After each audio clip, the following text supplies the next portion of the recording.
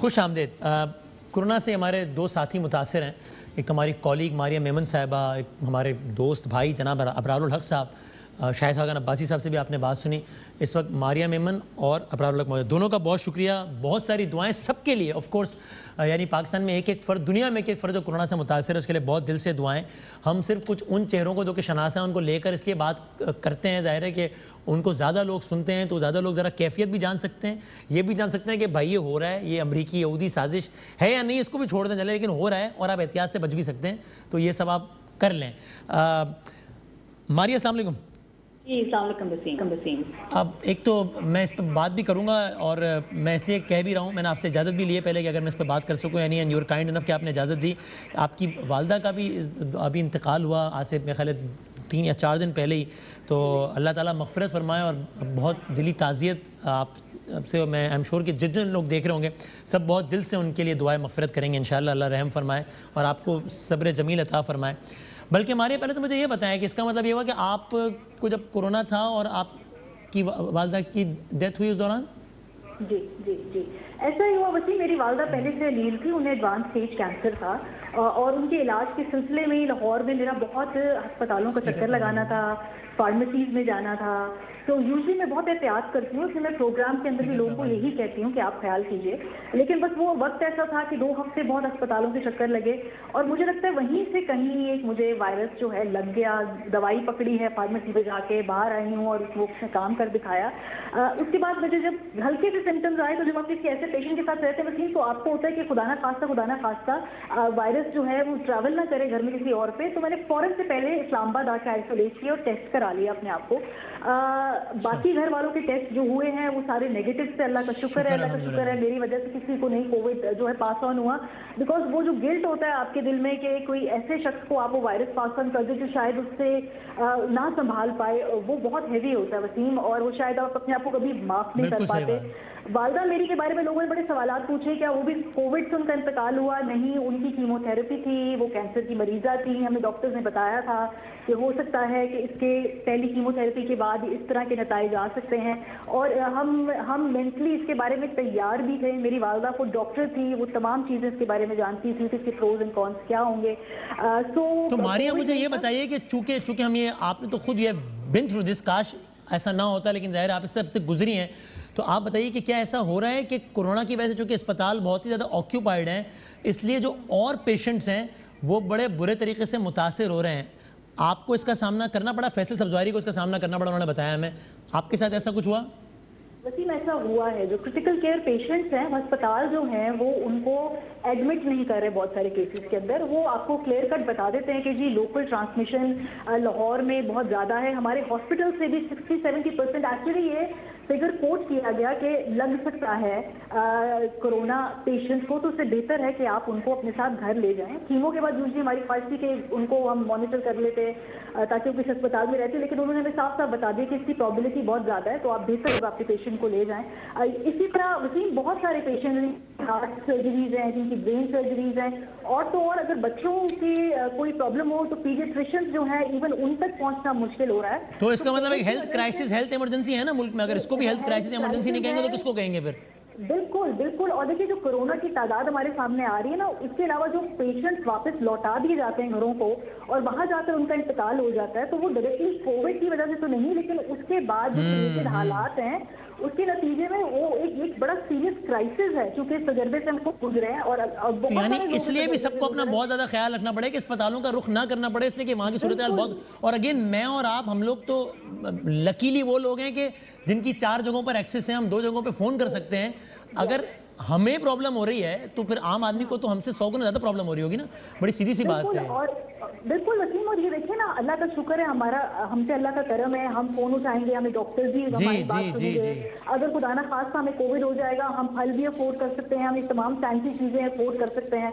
ये ऑक्सीमीटर जो मैंने लिया है 2500 रुपए का, जब मैंने इसकी कीमत बताई तो लोगों ने मुझे फीडबैक जब दिया, उन्होंने कहा कि हमारी इतनी सकत भी नहीं है, या हमें क्या बातें बता रही हैं, ये तो आप लोगों की बात है ना जो अफोर्ड कर सकते हैं। हम 2500 रुपए का ऑक्सीमीटर कहाँ से लेके आएंगे, हम फल कहाँ से खाएंगे, जो आप हमें बता रही हैं सारी चीजें, हम कैसे अफोर्ड करेंगे, आइसोलेशन क्या चीज होती है। हमारे तो कमरों में 8-8 लोग रहते हैं, आप तो बहुत महारानी हैं, आप एक कमरे में आइसोलेट करेंगी, हम लोग क्या कर सकते हैं? और बिल्कुल जेन्युइन कंसर्न सही है बात है। वसीम उन लोगों और मारिया ये भी बताइए, मुझे खुद भी मैं चाहता था जानूं, और इसीलिए मैंने शो से पहले आपको फ़ोन किया और आपसे पूछी ये बात, और आपसे इजाज़त लेके अब मैं आपसे ऑन एयर सवाल कर रहा हूँ कि ये how serious it can get कि आप दूसरे शहर में थी, वालदा का इंतकाल दूसरे शहर में हुआ, और आप चूँकि उस वक्त कोरोना से मुतासिर थी तो आप उनके आखिरी रस्मात में शिरकत नहीं कर पाई आप।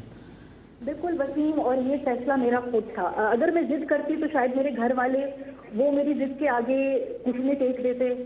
शायद वो इस सोच में जरूर पड़ते कि बेटी का दिल करता है माँ को देखने में, तो उसको जरूर आना चाहिए, लेकिन मैंने उन्हें इस आजमाइश में नहीं डाला वसीम। मुझे खुद अंदाजा था कि ये ऐसा वक्त नहीं है। मेरे वालिद साहब ज़ईफ हैं, उनके बहन भाई या जो भी जो 10-12 लोग आते हैं, मैं उन तक ये वायरस नहीं देना चाहती थी कि वो आगे जाके पास ऑन हो जाए। तो मैंने खुद फैसला कर लिया। मैंने खुद अपने वालिद साहब को फ़ोन किया, उनको मैंने कहा कि मुश्किल फैसला है, आई नो, पर मैं कल नहीं आऊँगी तकसीम के अंदर। और फिर वो फ़ोन पे, स्काइप पे, जो भी, मतलब वो बात तो बिल्कुल नहीं होती है। एक प्रॉपर गुड बाय कहते हैं, प्रॉपर क्लोजर होता है। मैंने स्काइप के ऊपर देखा अपनी अम्मी का जनाजा।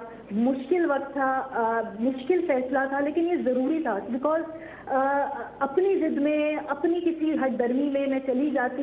मैं अपनी माँ को, मतलब वहाँ पे उनको अलविदा कह भी देती, लेकिन उसके बाद की जो कीमत है वो चुकाने को शायद मैं दिली तौर पे तैयार नहीं थी कि खुदा ना खास्ता किसी एक को भी आपकी वजह से वायरस लग जाए तो फिर आप अपने आप को माफ नहीं कर पाते।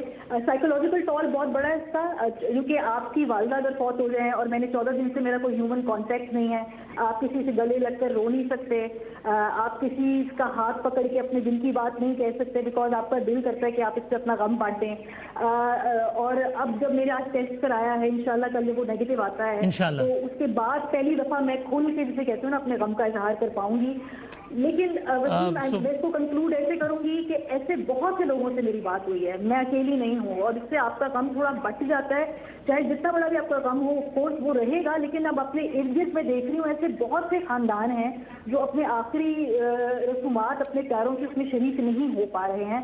और ये एक मुश्किल फैसला है, लेकिन शायद इसके लिए इस हकीकत को हमें तस्लीम करना पड़ेगा कि आज 2020 में जो भी है, ये अजाब है, वबा है, अफ्ताद है, आप इसको जो नाम दे दीजिए, लेकिन इसके अंदर जो है शायद आपको ऐसे सख्त फैसले करने होंगे। I am so sorry for your loss. और ये मैं सिर्फ सोच ही सकता हूँ कि ये कितना सख्त होगा।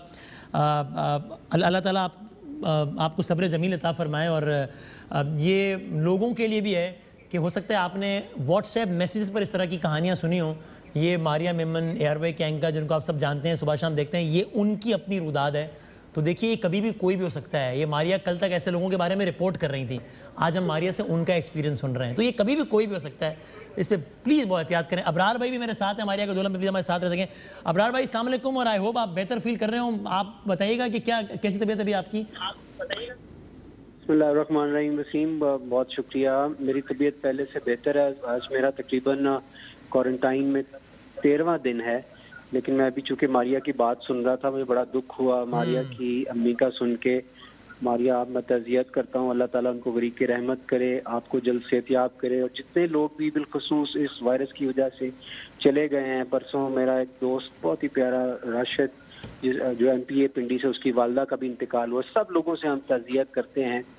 और अबरार भाई, आपको अंदाजा है कि आपके ख्याल में आपको कहाँ से लगा है? खुरम शेर जमान साहब भी मेरे साथ है, मैं उनसे ही बात करूंगा। उनको अभी तो कोरोना पॉजिटिव आया है, खुरम साहब को। जी वसीम, ये इसको आइडेंटिफाई करना बड़ा मुश्किल होगा। हम घूमते फिरते रहे हैं बहुत ज़्यादा। आपको पता है, रेड क्रेसेंट के प्लेटफॉर्म से और सहारा के प्लेटफॉर्म से वो हम एक फोर्स भी बनाई हुई थी हमने। उनसे बहुत सारे लड़कों से हम रोज़ाना मिलते थे। उसके बाद फिर 15 दिन में कोरोना स्पेसिफिक हॉस्पिटल बनाना था, उसमें भी कबल के। बाय द वे, एक चीज़ मैं आपकी, अभी जो आप बड़ी गुफ्तगू कर रहे थे ना कि इंसान को कहाँ से ये लगता है, तो जो मेन सोर्स ऑफ इन्फेक्शन है ना, अस्पताल उनमें से एक होते हैं। जी, ऐसे ही हमारा अस्पताल नहीं, जो तो वो तो खैर नया बन रहा था, लेकिन मैं बताऊं आपको कि जब हम बनाने जा रहे थे हॉस्पिटल, हमने आधा बना लिया, तो हमने चाइनीज एम्बेसडर से रिक्वेस्ट की कि आपके डॉक्टर्स आए हुए हैं, जरा उनको विजिट कराएं। उन्होंने विजिट किया, उन्होंने बड़ा सा क्रॉस लगा दिया हॉस्पिटल पे। उन्होंने कहा, you will become a source of spreading this virus and this is exactly what we did in Wuhan. हमने ऐसे ही फैलाया था और हॉस्पिटल हमारे फैला रहे थे। तो मैंने कहा, हम क्या करें? कहता, आप 2P और 3 जोन्स फार्मूला बनाए, 2 पैसेज और 3 जोन्स। मैंने कहा, वो क्या बला होती है? फिर उसने हमें बताया, जो कि अब मैं आपकी प्रोग्राम की वजह से सारी हुकूमत को भी बताना चाहता हूँ, सब लोगों को बताना कि सारे अस्पतालों को 2 पैसेज, यानी मरीज किसी और रास्ते से आएगा और बाहर किसी और रास्ते से जाएगा, डॉक्टर किसी और रास्ते से, और फिर एक क्लीन जोन होगा, एक बफर जोन होगा और एक डर्टी जोन होगा। और ये तीनों जोन फर्क होंगे, उनके बाकायदा SOPs होते हैं। जो पानी बाहर जाता है उसको, पानी को किस तरह से डिसइंफेक्ट करना, जो AC से हवा बाहर जाती है, ये सारा काम हमने एक्स्ट्रा 7 डेज लगा के अपने अस्पताल में, फिर भी हमने 15 दिन में ये बना लिया। लेकिन कोई अस्पताल हमारा पाकिस्तान में T और 3Z फॉर्मूला के तहत नहीं बना हुआ, इसलिए वो सोर्स ऑफ स्प्रेडिंग वायरस हैं। बिल्कुल सही कह रहे हैं। जितनी भी ये मारिया बता रही थी अभी, ड्रग स्टोर्स हैं, इस तरह की जितनी भी शॉप्स हैं, अनफॉर्चुनेटली वो इसको वायरस कह रही है कि इनकी वालदा को बाकायदा ये कहा गया कि अभी अब ले जाएं वरना खुदा न खासा कोविड से मुतासर ना हो जाए। खुर्रम शेर जमानी, खुर्रम भाई अस्सलाम वालेकुम। खुर्रम शेर जमानी, वालेकुम अस्सलाम। आपका कोरोना पॉजिटिव आया है थोड़ी देर पहले, आपने टेस्ट जो रिजल्ट आई, रिपोर्ट आई आपकी? जी जनाब। क्या कैसी तबीयत है आपकी अभी? तबीयत मेरी ठीक है काशिफ। असल में हुआ ऐसा है कि जुमेरात वाले दिन हमारा असेंबली के अंदर इजलास था। जी जी। और उस दिन तक मैं बिल्कुल ठीक था, मेरी एक्टिविटीज रही हैं, बाहर में आता जाता था और एहतियात करता था, मास्क पहनता था जितना ज्यादा से ज्यादा होता था। लेकिन उस दिन जब सिंध असेंबली के मैं इजलास में गया हूँ तो वहाँ से जब मैं निकला हूँ तो 8 बजे मुझे रात को बुखार आया है और मुझे फील हुआ कि शायद कुछ गड़बड़ है। तो जुमेरात वाले दिन ही मैंने अपने आप को आइसोलेट करके कमरे में बंद कर लिया था। कल जब मैंने उसका टेस्ट करवाया अपना, तो मेरा जो टेस्ट है वो पॉजिटिव आया है। लेकिन देखिए काशिफ साहब, बात यह है कि जी मैं वसीम बदामी अर्ज कर रहा थी। जी आई एम सॉरी। अच्छा वसीम भाई, बात असल में ये है कि देखिए उस दिन जब हम असेंबली में मौजूद थे तो हमारे इजलास खत्म होने के बाद भी हमें वसीम पता चला है कि वहाँ पर जो है जो कुछ हमारे MPs ऐसे बैठे थे जिनका पॉजिटिव निकला है। अब मैं तो अपना टेस्ट करवा कर वहाँ पे किया था, मैंने अपना टेस्ट दिखाया भी था कि मेरा टेस्ट नेगेटिव आया है। लेकिन वहाँ पे अगर काश सिंध सेक्रेटरीट ने, असेंबली ने अगर पहले से सबके टेस्ट लेकर अगर उनको एंटर किया होता तो मेरे ख्याल से मुझे आपको लगता है सिंध असेंबली के इजलास से आप शिकार हुए इसका? 100% मुझे वसीम में जो होना वहीं से मुझे इफेक्ट हुआ इसका, और उसके अलावा कुछ भी नहीं था। क्योंकि मुझे पता है कि मैं एहतियात कर रहा था, मैं मास्क पहन रहा था, मैंने अपना डिस्टेंस रखा हुआ था। और खुर्रम साहब, अब ये आप इस वक्त खुद में पेशेंट हैं कोरोना के, और मेरी ऑफ कोर्स बहुत दिल से आपके लिए दुआ है कि अल्लाह ताला जल्द से जल्द आपको सेहतयाब करें। इंशाल्लाह पूरी कौम दुआ करेगी, आई एम श्योर। हमारे ज़ाहिर पॉलिटिकल या किसी हवाले से राय किसी की किसी से मुख्तलिफ हो, लेकिन ज़ाहिर है तो इंसानियत का मामला है।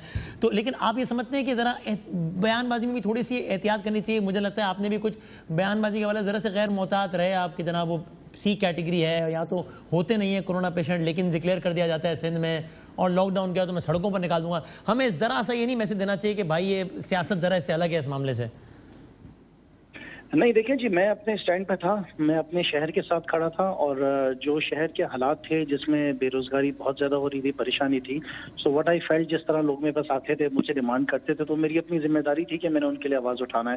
फैसले गवर्नमेंट ने करने होते हैं, इंप्लीमेंट करने होते हैं। SOPs के खिलाफ तो मैंने कभी भी बात नहीं की। मैं हमेशा से कहता हूँ और आज भी कहता हूँ कि SOPs होने चाहिए, इंसान को एहतियात करना चाहिए, ख्याल करना चाहिए। लेकिन एक कैटेगरी तो कोई एग्जिस्ट नहीं करती ना, जो आपने कहा कि यहाँ C कैटेगरी का है और ये वो, तो बस कोरोना तो कोरोना है, कैटेगरीज तो WHO ने नहीं बताई अब तक कोई। वो मैं फोन रखने के बाद आपको व्हाट्सएप कर दूंगा कहाँ पे मैंने उसकी कैटेगरी का पढ़ा था। अच्छा सही है, और मैं आपसे शेयर कर लूंगा कि कौन सी यूनिवर्सिटी ने उसके बारे में लिखा है। ठीक है, तो जरूर आप पढ़ लीजिएगा, उसका लिंक मैं आपको जरूर शेयर नहीं मैं लोगों से शेयर करूंगा। और जाते थे मारिया, आप बता दीजिए क्या आपने डाइट वगैरह, चूंकि अभी टोट के और ये सब कुछ बहुत चल रहा है, तो आप बता दें क्या खाया क्या नहीं खाया? जी एक बात तो कोई जो खाया नहीं खाया वो तो मैं जो भी बात करूंगी, लेकिन प्लीज एक चीज मैं क्लैरिफाई करना चाहती हूँ, बिकॉज कोई एक दर्जन से ज्यादा लोगों ने और मोहब्बत में, अकीदत में, प्यार में मुझे मशवरा दिया कि आपने सना मछली का कावा लेना है। और मैंने तो मेडिकल एक्सपर्ट से पूछे बगैर कुछ किया नहीं, तो मैंने फौरन से पहले अपने डॉक्टर फ्रेंड से पूछा, उन्होंने कहा है कि ये लैक्सेटिव है, ये इसकी वजह से आपको शदीद डिहाइड्रेशन होगी।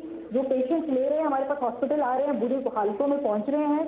इस डिजीज में वसीम आपकी ऑलरेडी इतनी एनर्जी कम होती है, इतनी लिथार्जी, इतनी फटीग है, आपके पेट में यूजली कुछ ठहरता नहीं है, आपका जिस्म और ज्यादा फ्लूइड मांगता है। अगर ऐसे में आपके सना मछली का कावा लेंगे तो अल्लाह माफ करे, ये आपके लिए खतरनाक हो सकता है, और डॉक्टर्स इस बात को इंडोर्स कर रहे हैं।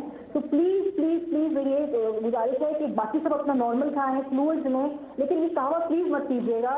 मेरे दोस्त ने पिया और वो बेचारा दिन अस्पताल, दिन हालात में पहुंचा है, तो उसे रिस्पेक्ट था कि मैं ये बता दूं लोगों को, क्योंकि ये बहुत फैला हुआ है गलत उलाम के भी, इसकी वजह से शायद कोरोना चला जाता है। कोरोना वायरस है वो नहीं जाएगा इसकी वजह से, वायरस कैसी चीजें इफेक्ट नहीं करती, साइंस इसको सपोर्ट नहीं करती है। ऐसे बल्कि अबरार अबरार में फाइनल वर्ड आपको, इत्तेफाक से मेरी अबरार से बात हुई भी थी और मैंने उनको इत्तेफाक से यही सजेस्ट किया था कि बहुत इसकी एक भेड़ चाल चली हुई है, इसको लेना भी चाहिए। तो जो मैंने हर्बलिस्ट वगैरह से बात की, हफ्ते में एक दफ़ा से ज़्यादा तो बिल्कुल नहीं लेना चाहिए। बल्कि मैंने कहा भी था कि हमारा तो अपना ब्रांड ये सेल करता है, तो it very much suits me कि लोग ज़्यादा खरीदें इल्साना मक्की, लेकिन ये ना खरीदें, इसको ज़्यादा ना लें। ये हफ्ते में एक दफ़ा से ज़्यादा तो बिल्कुल नहीं लेना चाहिए, और वो भी आप जो भी लें डॉक्टर की एडवाइस के बगैर ना लें, कुछ भी हो। अबरार साहब फाइनल वर्ड आप बता दें, क्या आपने डाइट इंटेक किया? आपने हतमी बात कर दी कि डॉक्टर की एडवाइस जो है ना वो हतमी होना चाहिए। बाकी आप सना मक्की का कहवा मुझे 2 दिन में एक बार मैं लेता था, और उसने सच पूछे तो मुझे तो उसने हेल्प किया। मैं ज्यादा मालिया के बारे में मुझे नहीं पता, लेकिन वसीम आपने जो चाय भेजी थी मुझे वो बड़ी अच्छी रही। अच्छा, गुड, अल्हम्दुलिल्लाह। इकबाल कशी साहब ने भी कुछ प्रोडक्ट्स भेजी थी, तो वो हिमानी वालों की, तो ये थोड़ी बहुत चाय।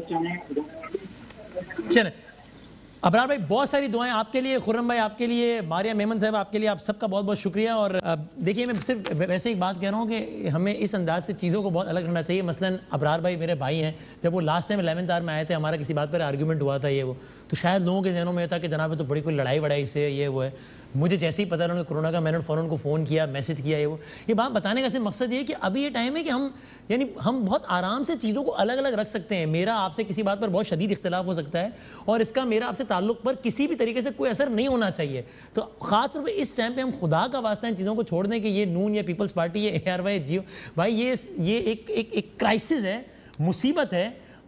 उलमा बताएंगे कि अजाब है, वबा है, आजमाइश है, सबने मिलकर लड़ना है और सब एक होकर से लड़ेंगे इंशाअल्लाह।